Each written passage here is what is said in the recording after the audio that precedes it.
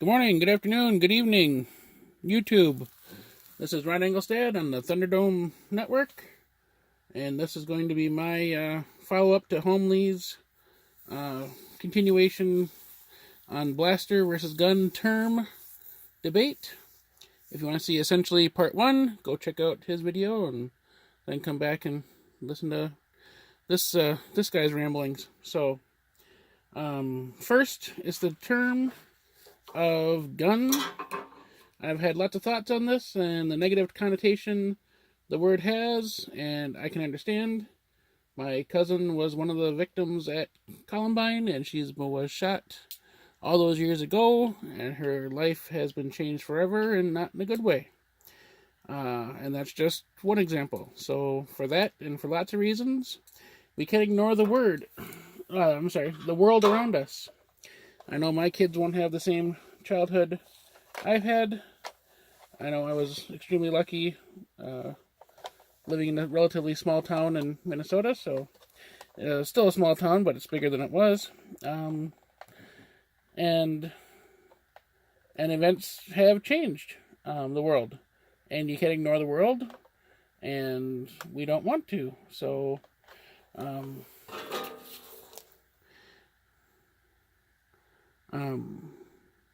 and ignoring it will do it a disservice. So, first of all, respect. So, like I mentioned, I have 2 kids, now teenagers. Both have had gun training. Both have fired real steel pistols, rifles, and bows and arrows. Both have their own bows and arrows. Private range, scout camp. They both are familiar with firearms. Why? Reason number 1. In case in a situation the gun is found in a playground, it has happened, while playing, they won't be afraid to speak up, and not only that, they'll know how to handle it.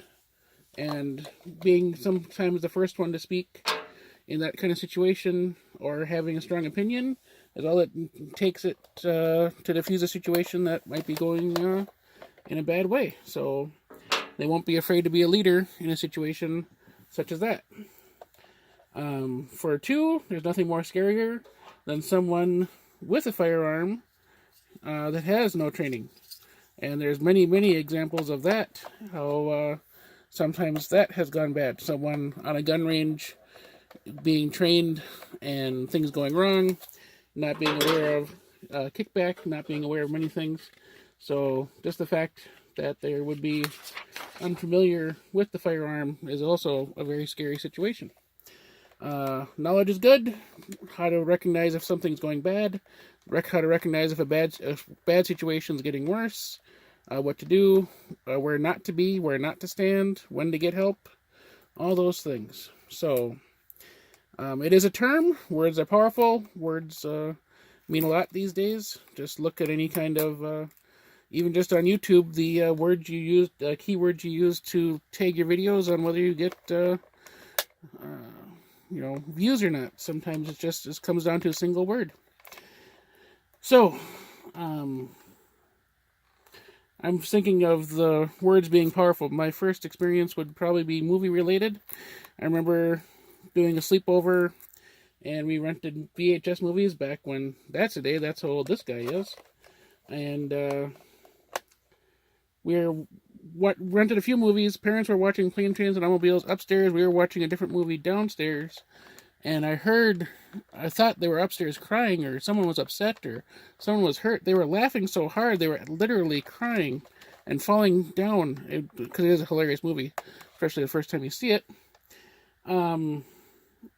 That's how, and it's not action movie, it's not a explosion movie, it's not a blockbuster movie. It's just the way those 2 comedians acted in the situations. The words were powerful, and Mel Brooks has said in his videos, and if you do the behind the scenes, that many of his movies would not be made anymore because of people being afraid of getting sued. Now, he targeted everybody. He didn't target any one group. Everybody was fair game in a Mel Brooks movie, and they're hilarious. And he said himself that his movies would not be made today. There's too many people being afraid of being sued. So this has led to just the fact of, being sued or being targeted or being whatever, just from a term, this has led us to fear of words and suing and legal action associated with it. So now computers somewhere get fed terms that highlight websites, Facebook groups, videos based on terms instead of content. Why? Because it's easier and cheaper to limit or censor content based on a keyword versus spending time and money and people and investigations and keeping files on who, what, when, where, why, wow, on what your content is. A zero tolerance policy is much cheaper, and since they aren't really paying us to make content, we're doing it for ourselves mostly. It's just cheaper to have zero tolerance, and that way they can just say that it's negative to have it on our platform, and it's gone. So, and additionally, we wouldn't want to have to keep answering to someone. The other side of the coin is, so if they did have someone watching these videos and highlighting, and any time a word slips, then we might get an email or a phone call or this or that asking what our content, it'd be another layer of hassle for us. So I don't think most of us would want that either. So, like I said, it's for them, it's the easiest, and it's just, and cheaper. So what do we do as a hobby? Do we use the term gun? Do we use firearm, weapon, foam marker? Like how they use paintball marker. Do we use foam marker, foam flinger, toy? And those are just the ones off the top of my head. I'm sure there's many, many more. And the goal is just to pick one term that we can all recognize, and we know what it is and what we're talking about, and it can also be recognized by the public for when we try to promote an event or make posters or signs or whatever, so it's accepted and recognized by the public. So here in Minnesota, we have been substituting blaster battles even more than Nerf battles, and I'm sure we're not alone in this term that we found. I'm sure it's being used by many people, just using blaster.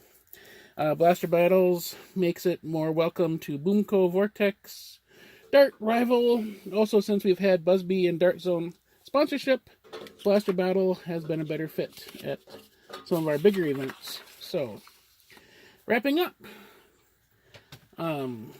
we greatly enjoy the hobby, super happy with the friends we've made, and we kind of feel where we've contributed a little to the greater good, and hopefully this video is doing the same. Videos like Homelees and this are a way to get the discussion and keep the discussion going so we can come to a consensus. Why are we doing it by video? So we can use our inflection of our voice. You can hear our voice, our willingness to have these discussions. We don't want to start divides in the hobby, and just think of the exponential growth in the past years since I've been thinking about doing modding. And Naptown Nerf said himself in one of his videos that sometimes his purchases outpace the projects he can do, that the technology goes quicker than what you can buy and make, and then something better comes out. So doesn't pay to stock up on a huge pile of a certain kind of motor anymore, because new motors come out, it seems, as often as they can. So it's been wonderful. It's been super exciting. And of course, everything has their advantages and disadvantages, and just it's just the Nerf world has, blaster battling world has grown so much that it's super exciting to be in the hobby right now.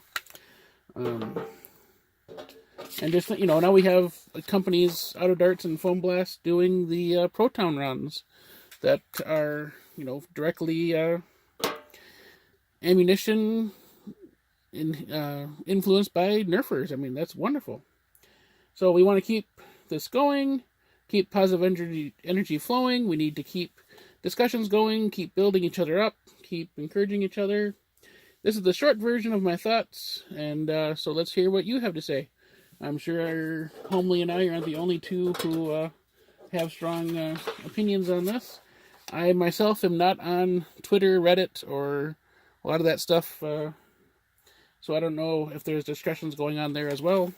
I'm pretty much just Facebook and YouTubing world, and enjoying that. And then, the discussions I've been having on Messenger and such. So, yeah. Let's keep this going. Let's see where this takes us. And look forward to seeing your videos on this topic. So, hope you guys have a great day. We'll see you on the next one.